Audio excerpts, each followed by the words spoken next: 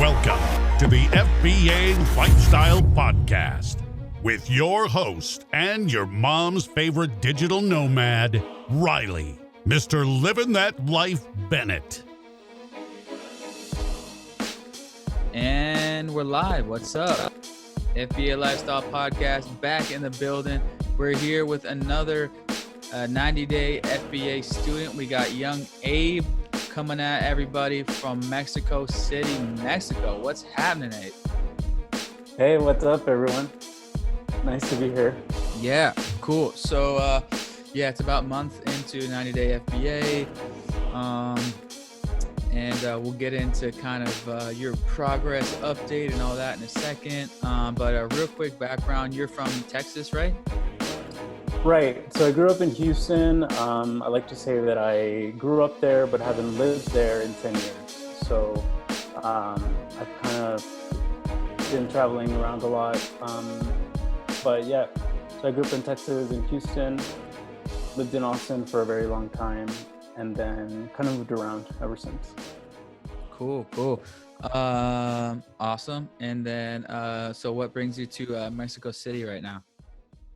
So with Mexico, I'm Mexican by heritage. So when I was younger, I would kind of travel back and forth between Houston and Mexico. But once I got older, I really started to appreciate sort of my Mexican side a lot more. And then when I came to Mexico City for the first time a few years ago, I fell in love with the city. And I just imagined myself here, and I ended up sort of like coming here in January, and I've been here sort of since because of COVID, but also because I see a lot of potential in the country and in the city, and I really just love it here. There's so much to do. The food is amazing.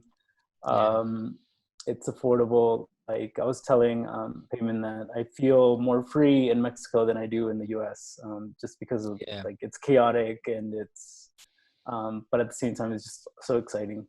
Yeah. I've been watching all the recent Mark Wien's taco videos. Oh my God, man. I've just been dying watching his food porn. Absolutely crazy, that Mexican food. I have many nomad friends who have done time in Mexico City, and keep hearing great things. So can't wait to do some time there for sure. What's like your cost of living there?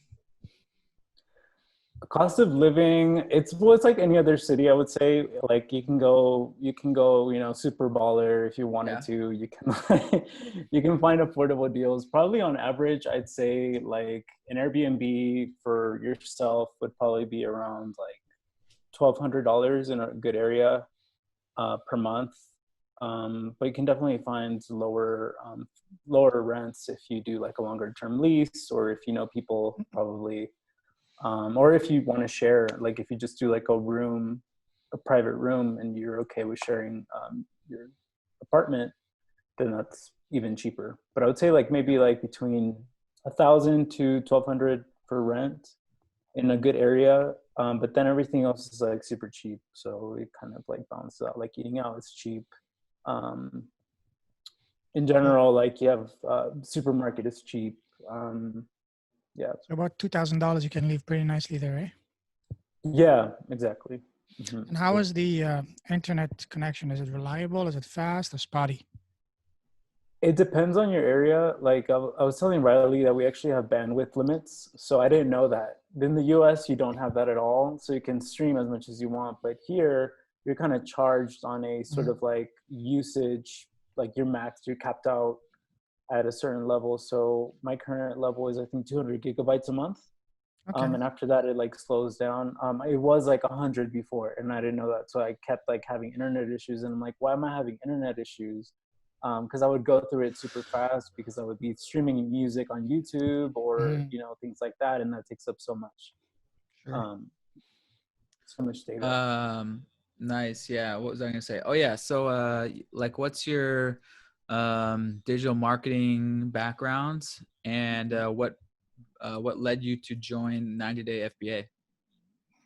Yeah, so I've always sort of I guess I'm going to take it way back, I remember when I was in 6th grade, I think you always like think about, or your teacher like does little projects. I'm like, what do you want to be when you grow up? And I believe like one day, like in 6th grade or 8th grade, I can't remember what it was, but I was super young. The teacher asked like, so what do you want to do? And I'm like, well, I want to travel the world and I just want to work doing that, really, and just have something that lets me do that. And then the teacher's like, well, honestly, like that sounds more like a vacation than it does like a real job. Yeah. And I guess at the time, I mean, it was unheard of, it was maybe like, I don't know, like 15 years ago or something, 16. So I guess like, but then ever since then, I kind of always had this idea of working online or doing stuff online. So then when I actually started getting into university and what I was interested in, I'm sort of majored in advertising and finance. And then I did I was always in the digital marketing space. So I did like I was in the agency world for a while. Then I did some freelance, and then I'm in my current position now where I do digital marketing.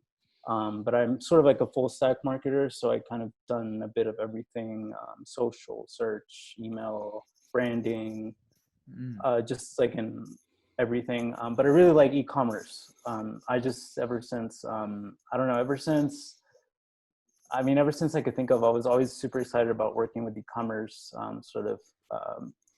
clients or things of that nature, just because it naturally gravitates to digital marketing. So I guess eventually I ended up finding your YouTube channel, like maybe around 2015, when I was considering starting an e-commerce business, sort of like researching different things, including FBA at the time. So I've been following you since, and that's part of why I joined your course, because I had been putting it off for a long time, doing FBA specifically.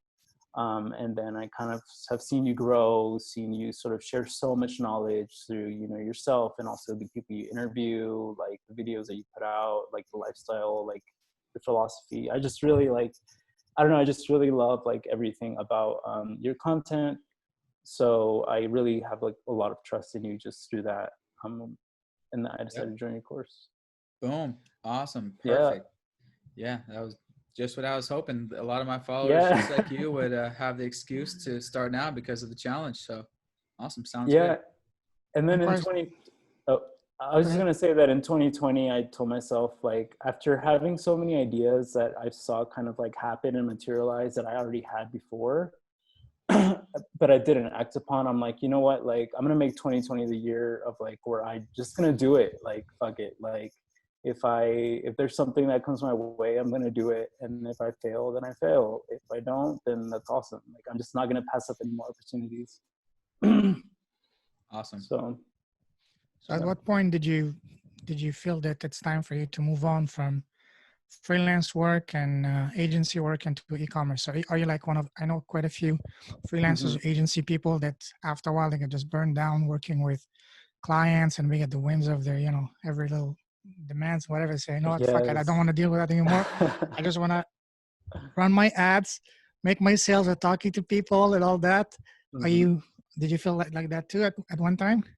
Oh, definitely. I mean, so I was living in New York working for an agency, and just the work was just intense. Like, I literally would wake up from maybe like 7 a.m. I would get back home by 9 p.m. at night. Wow. And just because of commuting, because of like the long work hours. And then I still have to do laundry, I still have to cook, I still have to go to the gym. Like, it was a very stressful life, and I felt super burnt out. And I realized back then that I wanted something more that was more flexible. And I always believed in remote work. It was sort of like a philosophy that I had just from my experiences of being sort of like a digital native, this internet native, and of seeing things like Bitcoin start to go up, and then seeing those success stories. And I just realized there were a lot more different paths than just like the traditional job route, which I was doing at the time. Why didn't you start e-commerce Amazon before and are you doing it now? Yeah. So honestly, I guess for FBA specifically, I put it off for so long, I guess because I always thought it was super complicated and I thought it was like a big capital investment. So I felt that I wasn't comfortable, let's say, investing like $30,000 or $20,000. Like at the time, I didn't have it, and I just didn't feel like I could do it. So that's probably why I put it off, because I thought, and secondly, I thought that maybe it was also like super difficult to get in, even though, let's say, it was 2015, where it's probably like the golden years, but Oh yeah. uh, so I guess like online, just I kind of paid too much attention to the critiques of starting and never actually looked into it from like a more of like, I'm going to do it, and if I fail, I fail type of standpoint. So There's been many gold rushes on Amazon. The first one was back in 2008, 2009 when it first started. That was Gold Rush 1.0. Then 2013, 14, 2.0. 2017, 3.0. And now is the 4.0, because now it's exploding. Like that would make really, all three of them combined like a little splash. Because right now with what's going on, especially with new markets opening up, like when we were telling you during the webinar and all that, the baby boomers finally embracing e-commerce. That's another, just in the US alone, that's 75 million people. North America, that's over 100 million people who have a lot of disposable income. They're very health conscious. And now with the scare of this virus, they're less and less likely to go outside and to the mall to do the shopping. They prefer to do it online, just a couple of clicks. And the main place they go is Amazon. So it's only going to get, I mean, I see it from last year. It's already, sales are already doubling on Amazon. I'm talking Amazon generally speaking. And by the end of the year and next year, it's probably going to even double on top of that doubling. So it's going to quadruple. So it's going to make all the previous booms like nothing. So it's still, you haven't missed anything. Yes, you might have missed the previous booms, golden ages, but the one that is coming, the one that we're right now, it's the mother of all of them. yeah. So you should be extremely excited. Plus there's other markets opening up, other opportunities like India and eventually Indonesia, Vietnam as a sourcing opportunity, even the US, Europe, even Mexico. Here in Mexico, I'm sure there's tremendous, manufacturing opportunities in Mexico. Lots of artisan and craft products you can get, that's gonna, can really make you stand out. Yeah. Yeah, I agree with you. Yep. I guess how has product research going? What if someone was starting right now? What are some tips you would give them? And overall, what's the experience been like this first month? It's sort of been like a boot camp, like one of those intense gym boot camps. For me, I feel that it was a lot more challenging than I thought, in terms of actually finding the keywords to focus on and types of products and niches to focus on. In the beginning, I had like all these product ideas, but then when I actually searched them, they either didn't have enough demand, or there was already too many competitors in the space, or it just wasn't as viable as I thought it would be. There wasn't as much interest in general for it. So I think one general tip I would say is to newcomers, or what I've learned, is just to keep your mind open. Like, I think also through the research, even though I had sort of these preconceived ideas, I actually discovered a lot of new products and niches just through researching, that I didn't even know existed, or that I didn't even know was a thing. So I really, including the products that I want to launch, like they're not things that I would have thought about unless I had done that research. Cool. So I think focusing in on the keeping your mind open. I really love the concept that in the beginning of like really paying attention to what you use, to what others use, to what you bought, to what's around you. That helped. I would say that it's good to not procrastinate. Also, I think like even though it is tedious and it is sort of like a lot of work, I think it's important to always stay focused. That way you can meet your, I would say like 50 products that you discover and are like, have potential. But I would say ideally you probably want like 100, just so you then have more options for later on even. That's great to know. That is great to know. Yeah. Yeah. We should probably push it to 100. And as I say, keep at the beginning, keep going wide, add things to the list, and then forget about it, and then keep going wide, because it can be tricky. After you find an idea, you're like, "Ooh, this is so interesting." You want to dive deep, and then you spend a day and a half like diving into that one thing. Yeah. And you haven't added any more to the list. Okay, cool. And so, have you chosen your product yet? So I'm between two right now, but yes, I feel confident in those two,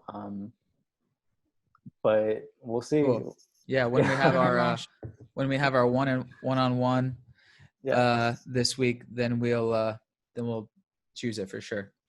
Are you gonna launch both of them, or just gonna go for only one? I think only one for now. Yeah. And are you gonna completely eliminate the second one, or put it on the shelf for later on? I'm gonna definitely put it on the shelf for later on, and I think I have a few on the shelf that have potential, but I feel like just in this first product launch, like I want to focus on maybe the one that I think would be easier to succeed in, or maybe than a more complicated one. And make sure it's a product that you can add on other related product to build a brand, because you're not looking to just sell one-off products. You're looking to build a brand for the long term, because eventually you want to have the option of within a year to sell that for a nice, cash injection. So Absolutely. on that note, you're the first member we're having on that signed up for the VIP program. And for those who don't know, it's there's a VIP option. It's basically in addition to the weekly group calls, it's an additional 1 hour one-on-one call with me. So I guess how has that been? How helpful has that been over the over this first 4 weeks? And I guess what's your kind of takeaway review from that? So I found them really helpful, especially as I was doing my product research. Like it helps to kind of bounce ideas off people or off another person and be like, I want to do this. And then have you kind of rip it apart or ask me questions or ask me, things that I might have not considered before.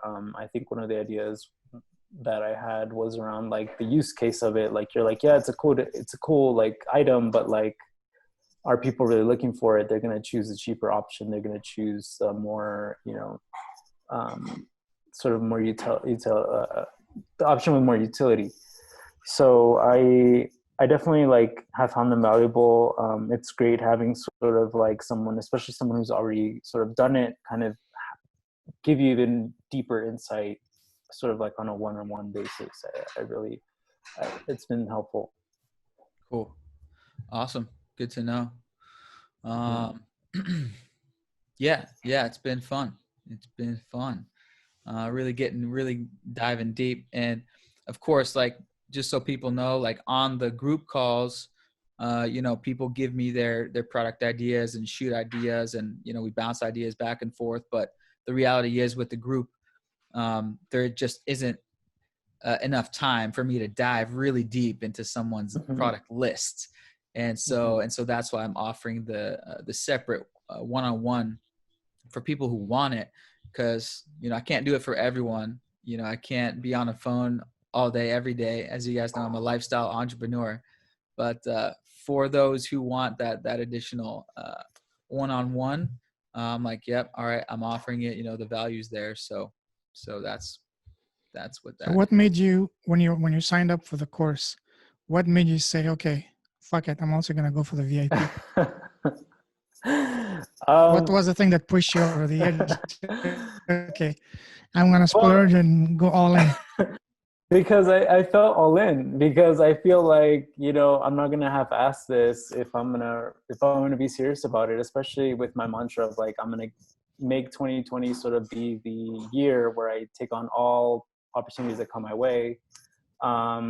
I took on the VIP opportunity too, because I'm like, you know what, I'm going to set myself up for success. Like I want to make sure that I do what I need to do through the course, but also that I'm held accountable by Riley. Like if we have our one-on-one calls, like there's even more pressure to like do well, you know, like to have good ideas or to really be like a feature case study. So that's what made me do it. And plus, like I said, like I've been following Riley for a long time. So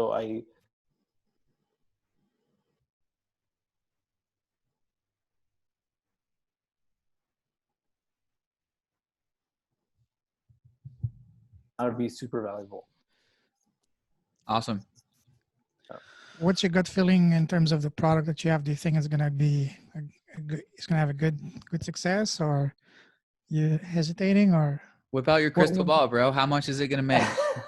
Yeah, that's just right. So between the two products you're considering right now, what's your hunch telling you about A versus B? My hunch is telling me probably around, you know, well, to kind of preface it, I really valued like what you said, Payment, about like kind of staying under the radar. So I probably don't want a product that's going to give me 10K. Well, I do want one, but like, well, 10K is not under the radar. Under the radar is like you want to stay under 50K a month. Oh, okay. So 10K is under the radar. Okay. That's next level. That's next level. Okay. Well, I guess my thought process was like, I kind of want to launch multiple products and have those combined make me like, you know, 5 figures or whatever. So like, but anyway, I think my products, my goal of my initial probably starting launch revenue goal would probably be like 3K. Between 3 and 6K, I think would be good. Within how long?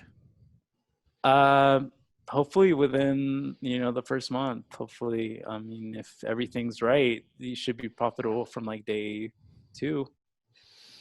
Well, maybe not day 2, but maybe the first week after the reviews and stuff. But get you some reviews in there, and then we'll go from there.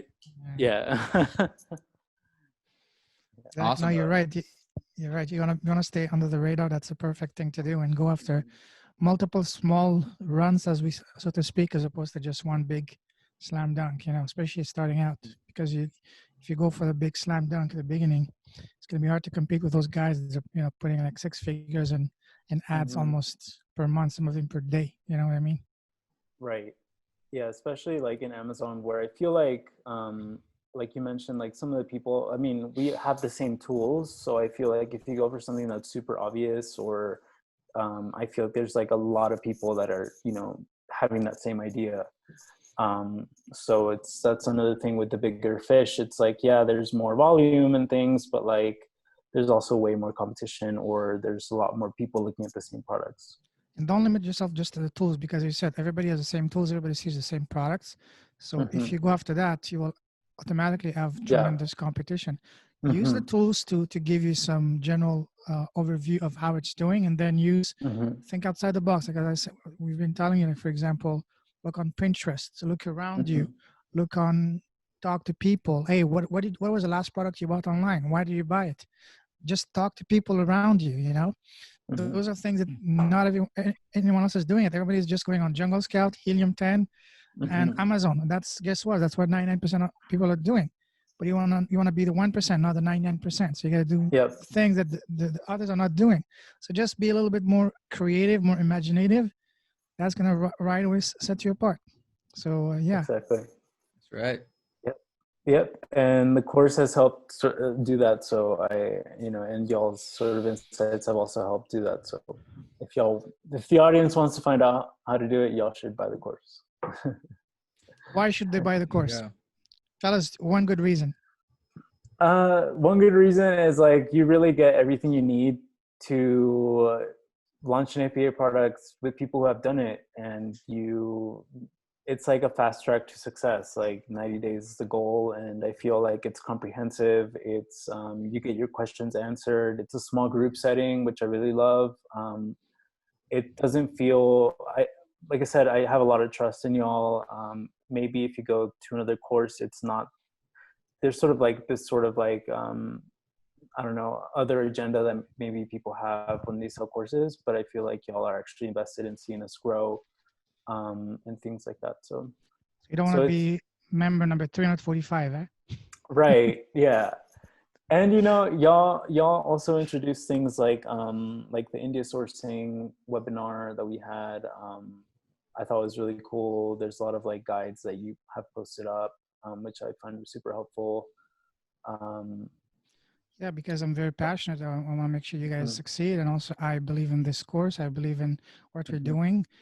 The one thing that is really for me when we first got together with Riley is how can you make this different from all the 3,546 other similar Yeah. Amazon courses? Mhm. And the one thing that they were all missing was a step by step. Day one you do this, day two you do this, and so on and so forth, and having an actual goal that is measurable, quantifiable, and that they can see. Because a lot of courses they tell you, oh, you're gonna make money. You're gonna make $10,000 from the first 2 months, first Right. 1 month, and that's something that 99% of people are not gonna do it because they don't have the drive, the experience, the budget, or whatever. But if you tell someone, hey, I'm not gonna promise you the moon, but I'm gonna promise you if you follow everything we tell you, at the end of 90 days, you will get this result. And this result is something they can see, they can envision, it's realistic, it's not crazy, which is Mhm. to have their products live on Amazon. That's something that anyone can envision very easily, even if you have no experience with Amazon. And that's what we basically putting with this, bringing with this course. We're giving him an actual roadmap. Today you do this, tomorrow you do that, next week you do this, just like a college. At the end of the college, you Right. have an exam. At the end of the exam, you get a grade. Here, we tell you what to do. Week one, you do your setup. Week two, you do your product research and so on and so forth. Month second, you contact the supplier, get your samples, and by then 90 days, you'll have a product. That's your ultimate exam. That's the ultimate result. Exactly. Yeah, buddy. It's like a college course. Yeah. College life boot camp, Yeah. hackathon. Yeah. Just yeah. Just way less money to invest, and you Right. come out making money instead of in debt. Right. Exactly. Exactly. That's huge. It's like Anyways, that's you that's can all come for out me. with a revenue Any stream. last questions from you, Payman? Yeah, I'm surprised. How is how is the e-commerce potential in Mexico? Because I see there's Amazon Mexico, and Mm, are people now more and more receptive to buying online, especially from Amazon? Because I believe there could be a tremendous opportunity for you being in Mexico if mhm. you sell on Mexico, and even eventually to manufacture something in Mexico. That's something I would be interested in myself. I'm always Yeah. looking So for new yeah. products, new things. Yeah, so that's actually like what I believe would be like my second iteration. It, would be like focusing in on Amazon Mexico, focusing in on sort of like the e-commerce here. Um, I feel like in terms of just like e-commerce propensity, yes, it's popular, but it's also like I would say like any other sort of developing country where you Mm-hmm. have this sort of like maybe like I don't know, I want to say like 20% of the market is using e-commerce right now. The issue with Mexico is that I believe only like 46% of people here have a bank account. Really? So yeah, so it's super common for even for savings. They do things that like it's just they literally it's a cash society. So I feel like that's one of the barriers to e-commerce is like there's beyond logistics. It's like the actual like people not having a bank account. Therefore they don't have a card. Therefore they can't really purchase as easily through online. Here in Mexico, though, there's ways around that, like cash on Delivery. delivery, which they do in other countries as well, And India like is big. India. Brazil, yeah. They do like things like that. So that's one of the things that has sort of been a barrier, I feel like. But there is a lot of like e-commerce activity, but I would say that it's definitely for more of like the middle class to like the upper class focused. Whereas in maybe the US, so in terms of market sizing, I would say it's less of market size potential than it would be like in the US, where everybody pretty much owns an iPhone and has a bank account. You If know, they there's don't, there's another tremendous market and opportunity Mhm. for you. It's the Latino market in the US and Canada, which is huge, yeah, humongous. Seriously. Yep. Yeah, it's definitely like I mean am a part of that, I guess. So I definitely see the potential in there. especially in places like Texas, California, There's Latinos everywhere, even in Canada, it's the same. We have a huge Latino community in Toronto and Vancouver, Montreal. That's a market I would be really, really, interested to go after, because there's tremendous, this is big in numbers. They have purchasing power, and they're hungry. They want to spend, they're going places. They want to get the stuff they want, and the place to go, it's Amazon. So if they're going to Amazon, they might as well get it from you and me. Yeah, like I was telling Riley that my mom especially during COVID, so like my mom, she's definitely not like an online person at all. Like she doesn't buy online. She loves to go to stores. She loves couponing. She loves like just doing that. But during the COVID season, she told me that she had discovered Amazon. And she's like, "Oh, have you heard about a site called Amazon?" No, like, what's that? Yeah. What's that? Never heard of that. Is that a rock star? And I thought it was super funny because like she's not the type to actually look up e-commerce or ever consider e-commerce. Like she's actually like super averse to it because of security thing. Like she thinks like there's security things, and even though she has like an iPhone and stuff, she doesn't really shop online ever. You know what you should ask her? Mom, what did you buy from Amazon? I don't think she has bought anything yet. I think she looked at the site. I don't. So tell her, what are you looking for? What would be the first product you buy? That's tremendous, market research right there from buyers. Talk to people. That beats Helium 10 and Jungle Scout any day of the week. Yeah, absolutely. That's awesome and super happy. All right. Well, yeah. Good stuff. It's going good. Happy to have you here. And we got our next group call coming up this week. And and also our one-on-one call, and we'll choose your product, and then we'll move on to sourcing. Exciting stuff. Yeah, let's do it. All right. Thanks for having me. Thanks for having me. Keep crushing it, bro. Yeah, I will. Cheers. Let's do it. Good night, guys. All right. Yep. Great one, Riley. Talk on the call, guys. Peace. Thanks for listening to the FBA Lifestyle Podcast. Don't forget to follow on all podcast platforms, YouTube, and Instagram. Ready to fast track your first or next FBA product?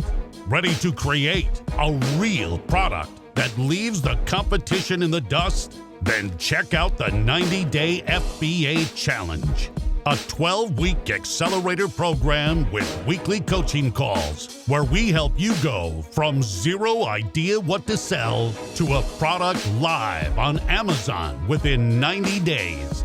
And download the free Amazon Secrets ebook, FBA Lifestyle, the Amazon Experts. Start your FBA business. Achieve the freedom lifestyle.